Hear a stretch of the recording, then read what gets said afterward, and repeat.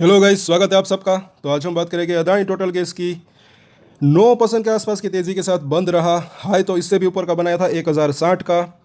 सबसे पहले अगर आपकी इसके अंदर होल्डिंग है तो हमारे चैनल को सब्सक्राइब जरूर कर लें। इसके ऊपर हम डेली टेक्निकल चार्ट के ऊपर एनालिसिस करते हैं, साथ साथ हम डेली शॉर्ट वीडियोस भी अपलोड करते हैं। उसके अंदर भी ऐसे स्टॉक शेयर करते हैं जिसके अंदर आने वाले समय में तेज़ी की पॉसिबिलिटी हो सकती है। आप हमारे चैनल को विजिट ज़रूर करें, अपने दोस्तों के साथ शेयर भी ज़रूर करें।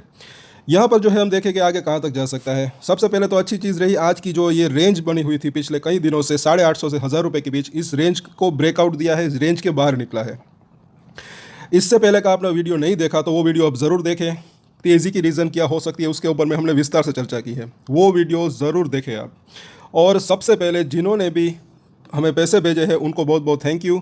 आप भी चाहे तो नीचे थैंक्स का बटन क्लिक कर चाहे तो मतलब कि एक डोनेट कर सकते हैं पैसे, या फिर सुपर चैट कर सकते हैं अपनी मर्ज़ी से, अगर आपको जानकारी यूज़फुल लगे तो। यहाँ पर सबसे पहले तो अगर देखें आज का वॉल्यूम की बात करें, 22.5 लाख के आसपास की डिलीवरी उठी है एनएससी के ऊपर। अच्छा खासा वॉल्यूम था, 8.5 मिलियन यानी कि 85 लाख शेयर का वॉल्यूम, 26% की डिलीवरी उठी है। लेकिन यहाँ पर बीएससी के ऊपर भी अगर देखें तो यहाँ पर भी 4.5 लाख के आसपास की डिलीवरी उठी।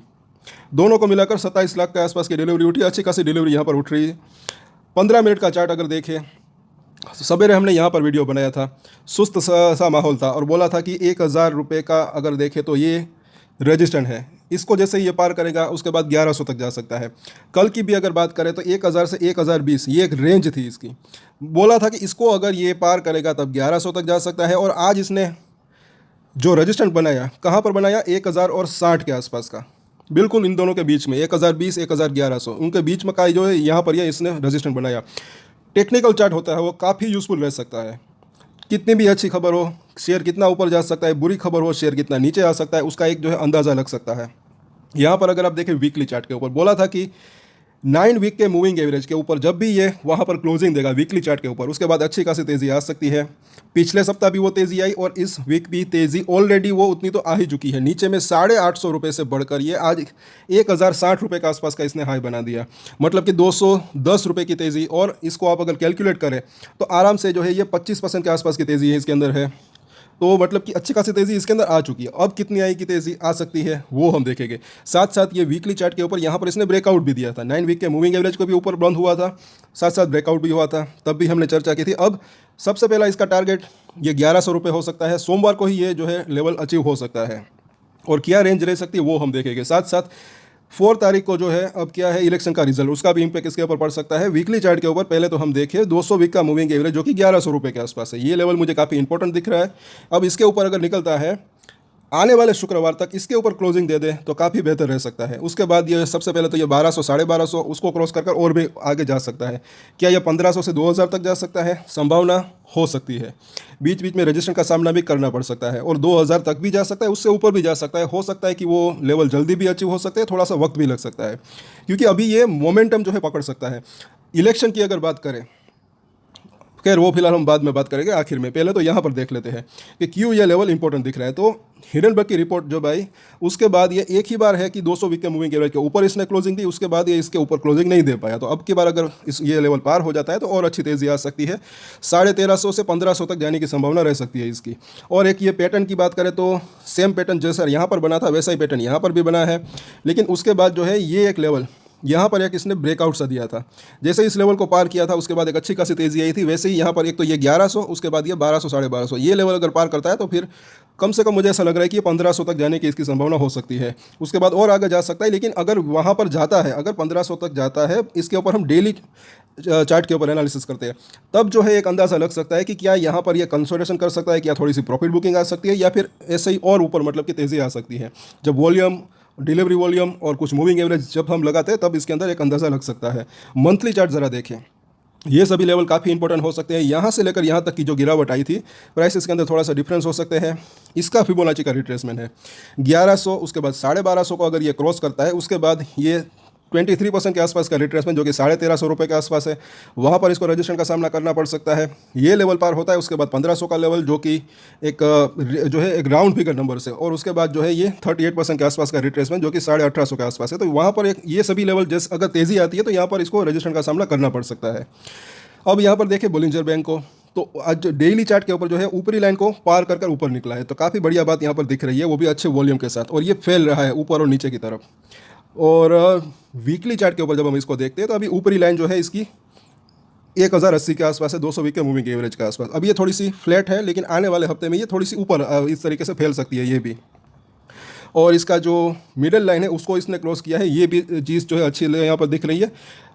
अगले हफ्ते ये इसकी ऊपरी लाइन जहाँ पर भी हो, लेकिन उसको टच कर सकता है, भले ही ये 1100 के आसपास रहे या फिर 1100 के ऊपर रहे। इसके अंदर जो है हर हफ्ते थोड़ा बहुत चेंजेस होता रहता है। अगर ऊपर की तरफ कर्व करते, क्योंकि इसने मिडिल लाइन को क्रॉस किया है, तो ऊपरी लाइन को टच तो जरूर कर सकता है, इसके ऊपर भी जा सकता है या फिर इसी लेवल के आसपास रजिस्ट्रेशन लेता है, वो देखना बनता है। मंथली चार्ट के अंदर MACD ये काफ़ी इंटरेस्टिंग दिख रहा है। अब ये महीने का आखिरी दिन था, नॉर्मल सी कैंडल बनी है, कुछ खास नहीं है इस कैंडल के अंदर, लेकिन यहाँ पर बुलिश क्रॉसओवर होने की संभावना दिख रही है। अगले महीने भी अगर देखें तो इस तरीके से बुलिश क्रॉसओवर होता है, वहाँ पर क्लोजिंग देता है, उसके बाद जो है एक अच्छी तेज़ी की संभावना इसके अंदर रह सकती है, क्योंकि हिडनबर्ग की रिपोर्ट आने के बाद ये पहली बार होगा कि मंथली चार्ट के ऊपर इस तरीके से अगर MACD का बुलिश क्रॉसओवर होता है। तो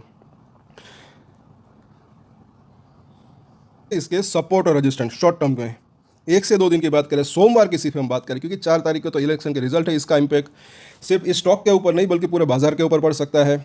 सब कुछ बढ़िया रहता है तो अच्छी खासी तेज़ी आ सकती है, और सब कुछ बढ़िया रहता है तो इसका मतलब मुझे ऐसा लग रहा है कि अगर 400 प्लस या फिर उसके आसपास थोड़ी बहुत ऊपर नीचे अगर सीटें आती है, बीजेपी जीतती है, वहाँ पर अगर 400 के आसपास सीटें मिलती है तो काफ़ी बेहतर रह सकता है। उससे थोड़ी सी कम सीट मिलती है, 325, 350, तो थोड़ा मामला मतलब कि एक जो है रेंज बाउंड रह सकता है, मतलब कि थोड़ी तेज़ी आ सकती है, लेकिन एक जो है ऊपर में बीच थोड़ा सा कंसोलेशन रह सकता है, लेकिन फिर भी आने वाले समय में तेज़ी की पॉसिबिलिटी हो सकती है। लेकिन 400 के आसपास अगर सीट आती है तो एक अच्छी तेज़ी की संभावना रह सकती है। सोमवार की बात करें तो मुझे एक जो रेंज दिखाई दे रही है, नीचे में जो है 1000 रुपये से लेकर 980 का लेवल, ऊपर में जो है 1100 रुपये के आसपास का जोन, तो ये जो है एक बड़ी रेंज दिखाई दे रही है 120 रुपये की।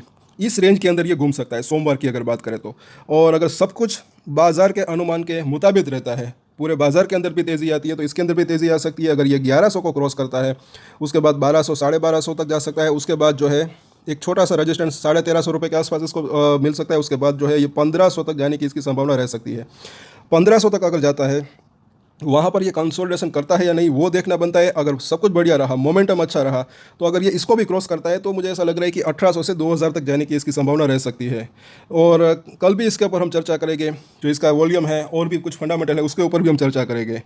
तब तक के लिए अगर आपको ये जानकारी अच्छी लगे तो लाइक, शेयर एंड सब्सक्राइब जरूर करें, और साथ साथ सपोर्ट की बात करें तो वो भी हम देख लेते हैं। सबसे पहले जैसे कि पहले हमने बात की 980 से 1000 का लेवल, उसके नीचे अगर देखें तो एक तो ये 950 रुपये का लेवल है, उसके नीचे 900 रुपये का जोन, उसके नीचे जो है तकरीबन जो इसने यहाँ पर लो बनाया था 850, और उसके नीचे जैसे कि हमने बात की 810 रुपये के आसपास का जोन, तो ये जो है एक स्ट्रॉन्ग सपोर्ट का काम कर सकता है इसके लिए।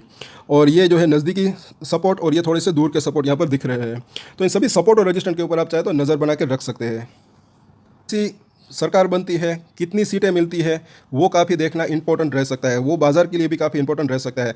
और हमने एक पोल लगाया है हमारी कम्युनिटी पोस्ट के ऊपर, ज़रूर जाइए, आपको क्या लगता है कितनी सीटें मिल सकती है अगर बीजेपी आती है, तो वो आप वहाँ पर अपना वोट ज़रूर दे सकते हैं। तो आज के वीडियो में इतना ही। अगर जानकारी अच्छी लगे तो लाइक, शेयर एंड सब्सक्राइब ज़रूर करें।